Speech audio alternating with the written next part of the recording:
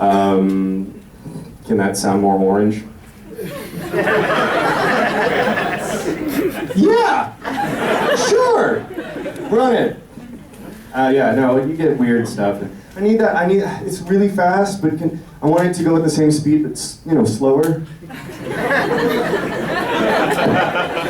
I don't like you, but you're paying me a lot, so sure!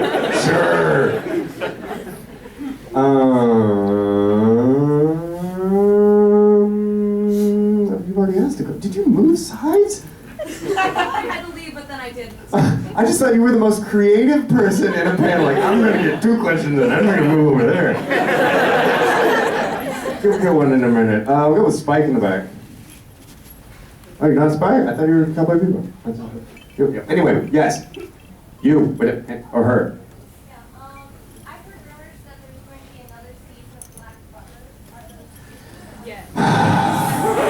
I hear she's asking me if there's going to be another season of Black Butler. Apparently there is going to be in Japan. Here's what I'm going to ask of you. If you can, send letters to Justin Cook at Funimation. Let's see if you can find an email or whatever. Tweet? Ask him or tweet him. Ask him if, or say we really want Ian Sinclair to direct it. Because as it stands right now, if we get it, some person who has never directed Black Butler and does not know it nearly as well as I do will get it. I'm not directing anymore. That's not my job anymore. And so if they get enough fans saying, hey, we want you to do it, then maybe they'll have me just do that. And I would love to come in just for that. I won't do it for expensive, I'll do it for nice and cheap, just so I can do it, because I love Black Butler so much. And they let me do the back part of, they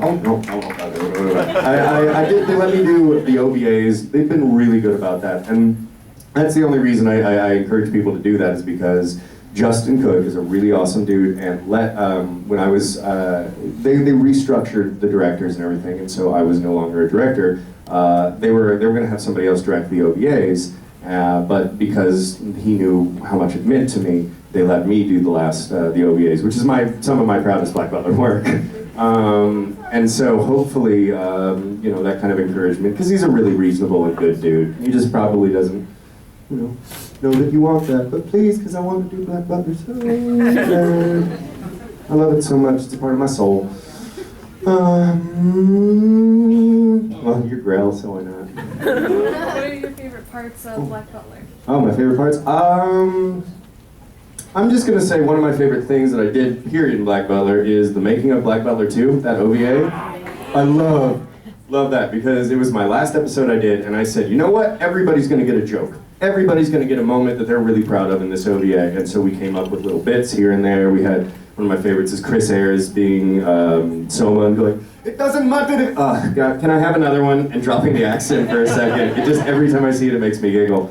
And the different accents that are, because it made me really excited to, it's a behind the scenes, but it's, the cartoon character, so I thought, wouldn't it be funny if these people actually had different accents? And they're just actors who are putting on these accents, and so that was a lot of fun.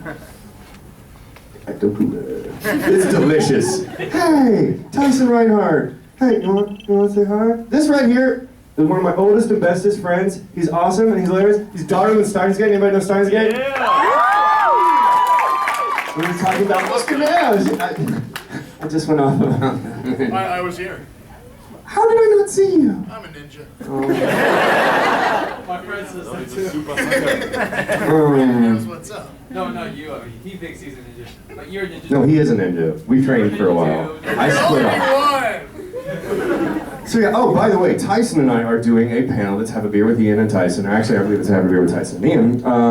Should be the other way around. It's alphabetical. For alphabetical, but that's why I keep saying it that way. But it's actually, I believe it's a $20 entry fee. I haven't told you this, but what we're hoping to do is you come up to the bar to one of us, and you give your $20 entry fee. You come up to the bar to one of us. We buy you a drink, and then, however, we give the rest of the money to charity. You get a drink. You get to hang out and meet us, say hi, and in a non-panel environment. Yeah. And it's in gonna a drinking environment. in a drinking environment, which is over 18, so I can say words stronger than poop. So yeah. How's your morning been? Very good. Oh good. Oh good. Hot dog place wasn't open. Oh, no. Yeah, no. And then we went back to Tom and Not Cheese. until 10. But yeah, I went at 11:30. Oh. Closed today. I go to a hot dog place every time I'm in a yeah, you got something about 10 it? p.m. Oh, it's 10 p.m. to 3 a.m.? Yeah. Oh, I'm doing that tonight! Yeah! Thank you! Oh, hi now. It's good to see you. Oh, my soul. Thank you. Okay, yeah, any con I do that there's a hot dog place, I'm like, you gotta give me a hot dog place. And like, I went over there this morning, blah, blah, blah. No! So we went back to a place called Tom and Chi, which is tomato soup and grilled cheese, and it is awesome. I had a donut that was cut in half, and then it had cheddar and bacon in the middle. Yeah! So good! So good. Oh, I'm drooling. You want to answer questions too? Oh, sure. All right, yeah, Tyson's up for answers too. Well, I'll pick somebody. You pick. Meow. Nice. Okay, if both of you could have any superpower. Oh! Okay. I like you. Okay, now this is something we do at my house. This is okay. So a little brief history about Tyson. So Tyson and I went. We're both theater guys. We were both classically trained. In fact, we met doing Shakespeare.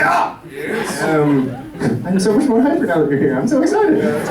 This is our first con together. We've been going to cons since like 8 years ago, something like that. And we've been like, we would go to raves and just go to dealers' rooms and hang out. And so this is the first time we're doing a panel together, and it's happy. Anyway, favorite superpower. See, this is one of those things that is a question I ask people at like dinner parties when the conversation dies that horrible death. And I always discount, and I'm sorry to anyone here who is going to say it, if you say flying, you're out. Because 1,000 other superpowers mean you can fly. Like my personal choice, telekinesis. Very much. I was like, telekinesis is pretty cool, and then I saw the movie Akira, and I was like, I could crush a tank with my brain. So yeah, telekinesis all the way. Telekinesis. It's always hard to beat telekinesis. You know, as a kid, I wanted to be a shapeshifter. You don't. Raise hand. Thank you. That's all I ask. When I was a kid, my favorite, the action figure, and okay, let's be honest here. When you were a kid, and you had that action figure that you identified as you, basically, in your fights. Yeah. Mine was Morph. I loved Morph, and he was, he's not really part of canon. Well, he is now. But so shape-shifting for the longest time, and actually, there's part of me that thinks I like voice acting because of that. Because I remember Morph sitting on there and watching TV and being like, and the mutant threat.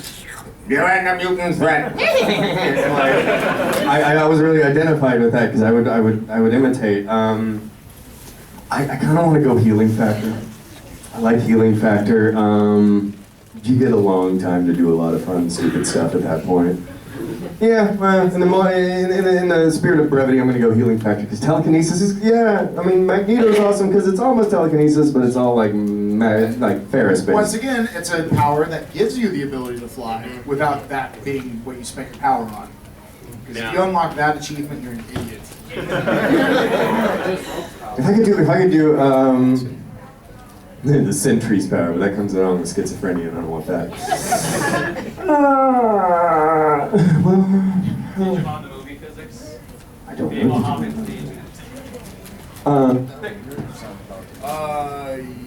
Yes.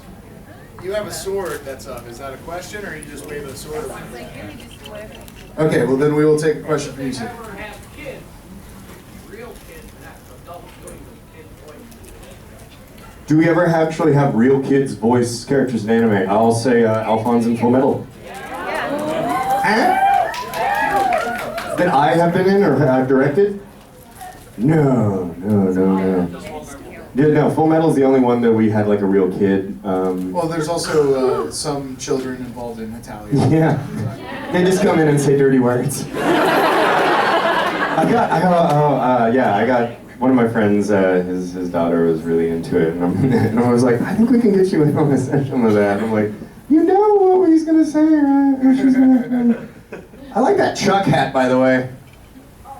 I haven't seen that one before. I like it. Yes. What were some of your favorite lines when you were voice acting? We both,